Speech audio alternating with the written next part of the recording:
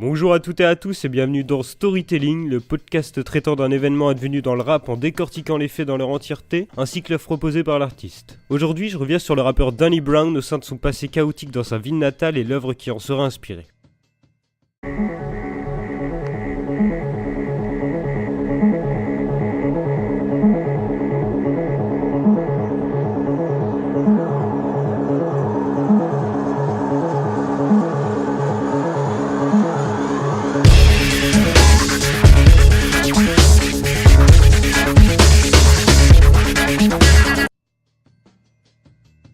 Détroit, ville au nord des États-Unis, pionnière dans l'automobile dès les années 20 grâce à l'entreprise Ford qui implantera ses usines et mettra en marche son système de travail à la chaîne, maintenant démocratisé dans le monde entier. En vue du besoin important de nouveaux salariés, la ville assistera à un accroissement de la population en un laps de temps réduit. De plus, d'autres compagnies du milieu automobile y construiront leurs locaux. Mais c'est dans les années 60, alors que le nombre d'habitants ne faisait qu'augmenter, qu'elle connut un déclin économique dû à deux facteurs majeurs. Celui paraissant comme le plus évident, c'est-à-dire le déplacement des entreprises dans des pays étrangers. Car voyant qu'elles perdaient des parts de marché face aux concurrents d'outre-mer, une grande partie d'entre elles désertèrent la ville, laissant alors 12 fois moins d'emplois. L'autre raison, et pas des moindres, fut les émeutes en 67 suite à la revendication des droits civiques des Afro-Américains. On y verra des familles partant du sud, région où les problèmes raciaux étaient encore très présents, pour s'installer dans Détroit, une ville avec des conditions de vie soi-disant meilleures.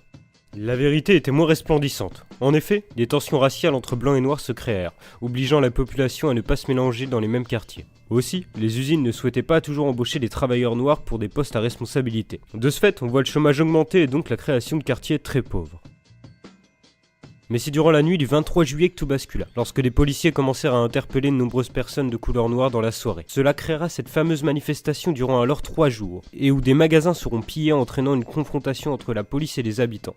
Les événements causeront des pertes humaines et matérielles. À ce moment-là, vous devez peut-être vous demander la raison pour laquelle je vous introduis cette courte histoire. Tout simplement pour vous situer le contexte dans lequel le rappeur Danny Brown a grandi, et également Eminem par la même occasion. C'est-à-dire entre le manque d'argent, la circulation de drogue en abondance, et parmi les OG donnant un climat de non-sécurité. Il commencera sa carrière en 2002 dans un groupe se nommant Reserve Dogs, référence au film de Tarantino. Il se distingue par sa voix criarde et son look extravagant. Le rappeur à la dent au moins se verra propulsé au devant de la scène lors de sa carrière solo au début de la décennie avec 2 projets dont l'un intitulé XXX, recevant un accueil majoritairement positif auprès du public.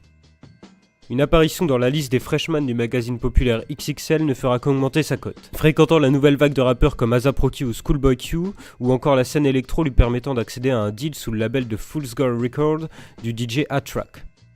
Il sortira son 3e projet en 2014, Old, l'installant confortablement dans le paysage rapologique. Sweating like I'm in a rave. Been in this room for 3 days. Think I'm hearing voices. Paranoid and think I'm seeing ghosts. Oh shit.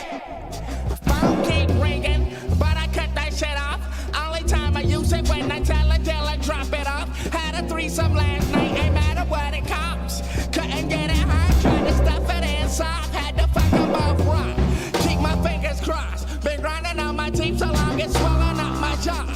Nothing on but my bathrobe and pinky ring. The worst nightmare for me is a normal drink.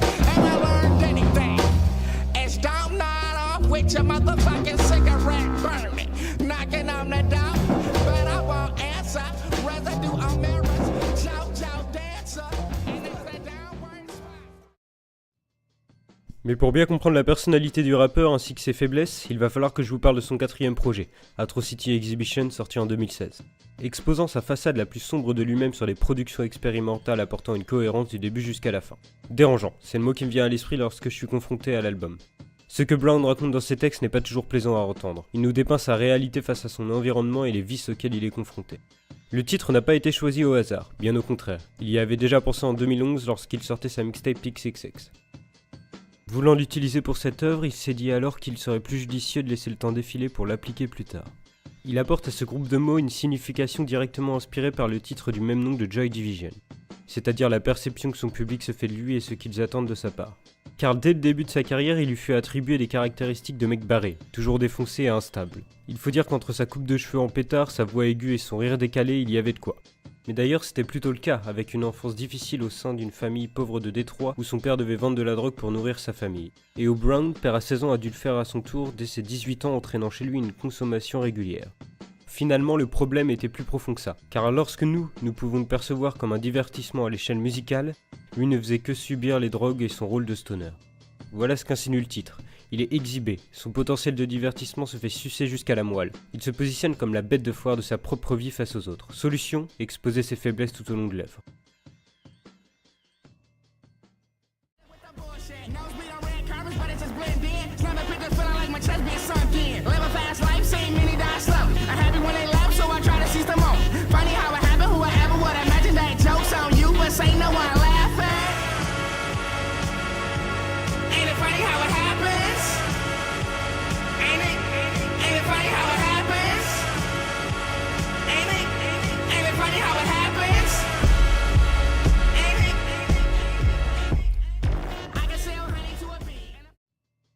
Premièrement, on doit prendre en compte un élément primordial pour comprendre l'album.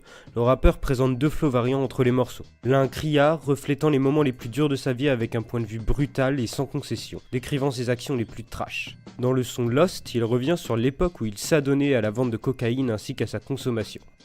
Entre les clients toquant régulièrement à la porte et la farine traversant ses narines, son esprit s'engouffre dans la paranoïa. Le visuel proposé reconstitue d'ailleurs très bien cet état avec des plans en contre-plongée vers le visage de Danny, parsemé de gouttes de sueur lors de ses moindres déplacements. L'autre flow est plus calme, presque comme s'il nous parlait, citant les émotions qu'il a pu ressentir dans les pires périodes. D'une manière platonique, sans vouloir recréer les sensations qui l'ont parcouru.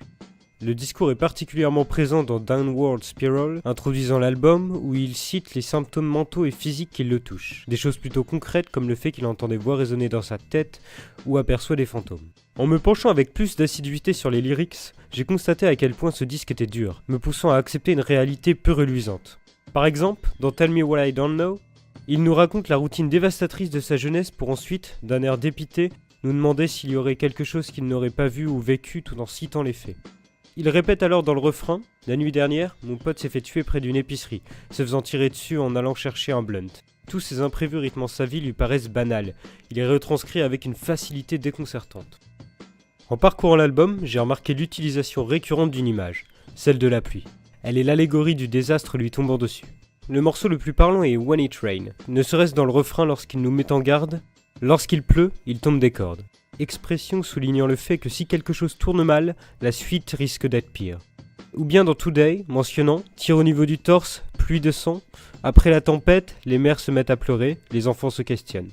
La pluie de sang étant la conséquence lors d'une pluie de balles. » En parallèle se trouve le deuxième élément nous permettant d'être plongé pleinement dans cette ambiance lugubre. Les productions.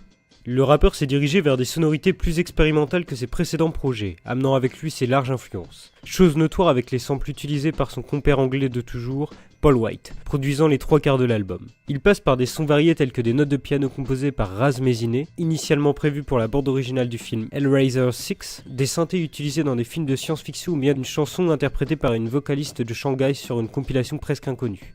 Les productions grouillent de petits détails qui, mélangés, donnent cette atmosphère dérangeante, nous poussant toujours à rester sur nos gardes, tout comme l'esprit de l'interprète. Le constat qui nous fait se résume à l'image d'une spirale sans fin, l'entraînant vers les abysses de l'enfer. Ce terme reviendra de manière récurrente, montrant que les mauvaises actions et autres événements dramatiques se reproduisent en boucle sous forme de cycle, où il croit en sortir mais il revient de plus belle. Cette routine rythmée par les violences, les situations précaires et les drogues en tout genre, des circonstances ayant pour effet d'effacer les émotions menant sans le savoir à la dépression. Mais il serait faux de dire que tout n'est que désillusion. La dernière tracte ponctue l'œuvre sur une remise en question de Brown, pensant pouvoir enfin comprendre ce qu'il désire, pouvant enfin se voir dans le miroir, s'échappant alors de ses addictions, blâmant le monde superficiel de l'industrie musicale, sachant alors ce qu'il veut faire désormais. Il dira « Je veux juste faire de la musique, rien à foutre d'être célèbre, car les morceaux que j'écris seront mon héritage. » Voilà, c'est tout pour ce podcast, en espérant que ça vous a plu et donné envie de vous pencher vers l'artiste qui est pas toujours très accessible musicalement. Je vous conseille en tout cas le projet Hold, son 3e album, qui est une bonne porte d'entrée. Et sur ce, je vous souhaite une bonne journée, on se retrouve à la semaine prochaine pour un nouveau podcast, un nouveau rappeur et une nouvelle œuvre. Bye.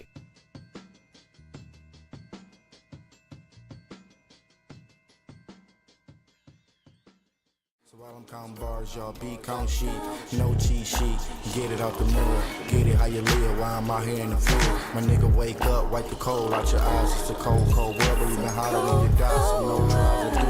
What about you. Work hard for where I'm at, do the same thing too. A lot locked up, wishing they was like you. Got a letter from my nigga saying he be out in June. Been down for a minute, and every single sentence thing ain't been the same, so I'm missing my nigga. Staring at the ceiling, thinking how far I came. Was trapped in the storm, but I made it out the rain.